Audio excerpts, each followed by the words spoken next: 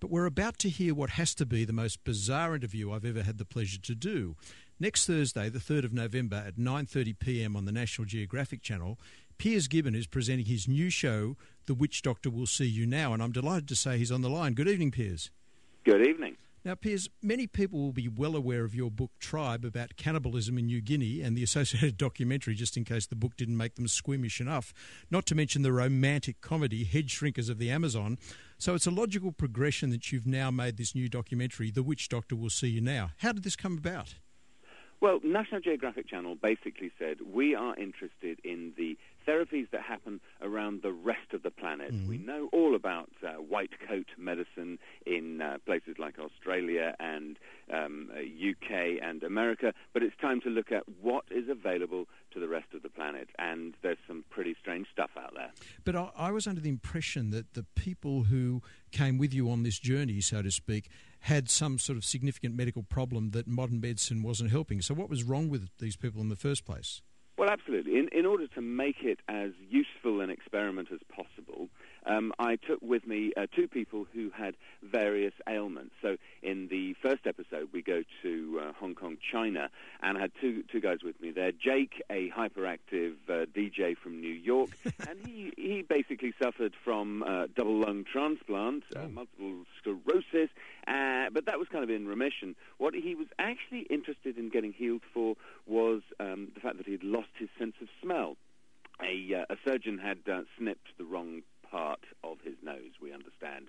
So he had no sense of smell and was intrigued to see whether something alternative could bring it back. Yep. And the other chap out there was a hairy biker called Rapture, and he's been living hard, living like a man, he says, and that has left him with an unpleasantly painful shoulder.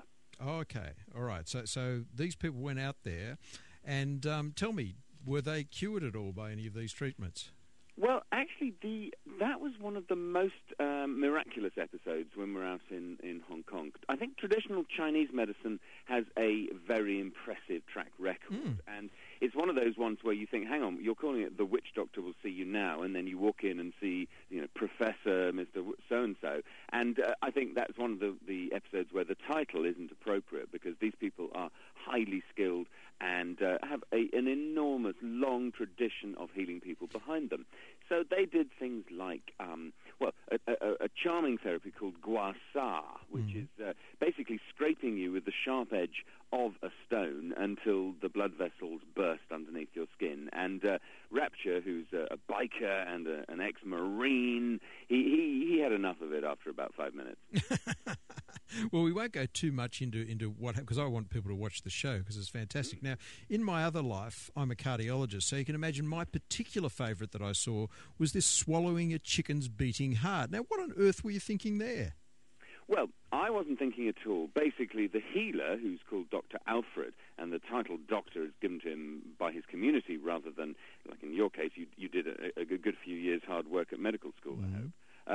So he is a doctor according to his community, and he feels that Jenna, who was one of our patients that week, was suffering from kind of anxiety issues, and he felt, what better way to gain more courage than to swallow the still beating heart of a sacrificed chicken. Now, can I say there, Piers, that I was watching this and I thought there were two great quotes from this.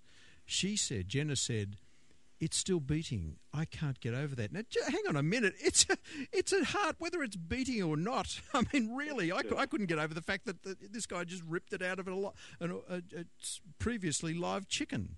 I know. It's kind of medieval, isn't and then it's like Aztec or something. Absolutely. And then a bit weird, I saw you swallow the beating heart. What on earth were you thinking? Well, Jenna didn't feel up to it, and we're basically saying, I can't swallow the medicine, I'm going to throw up if I do.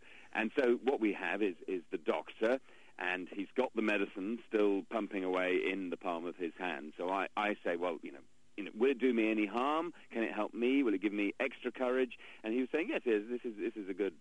It's a vitamin supplement, basically. Get it down. You will be doing yourself good. Well, can I say? Nothing is as brave as a man with a TV camera pointing at him. Absolutely. So well, with organ meats, there is a lot of coenzyme Q10, so there's certainly a lot of. There you go. Thank you for the white coat medicine tick in the margin there. Well, there you go. And the other great quote from that scene is when the guy who was with you there said, "I think you should do it." It's all right for him to say. Yes. Well, that's the thing. I mean, they always knew that Piers is paid for this. He'll probably do whatever.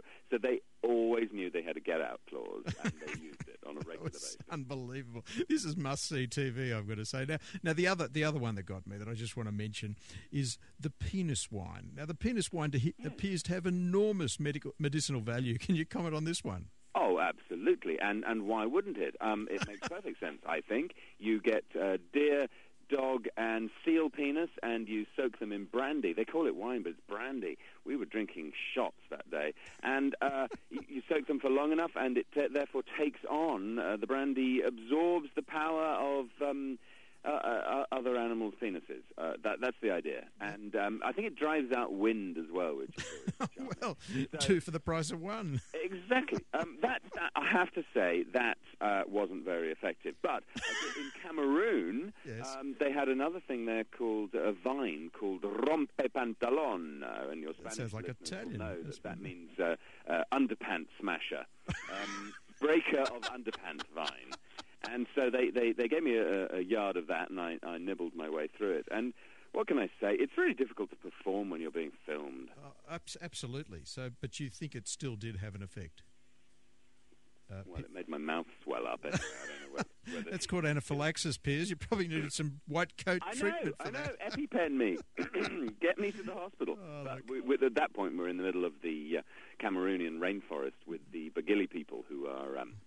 they're known as the pygmies by the outsiders, and they were showing us around, showing us their jungle pharmacy. So we were a long way from Western medicine by then. Well, I think probably too far away from Western medicine. But anyhow, look, I must say, Piers, this show is not for those with a suspect gastrointestinal tract, but it certainly is absorbing television.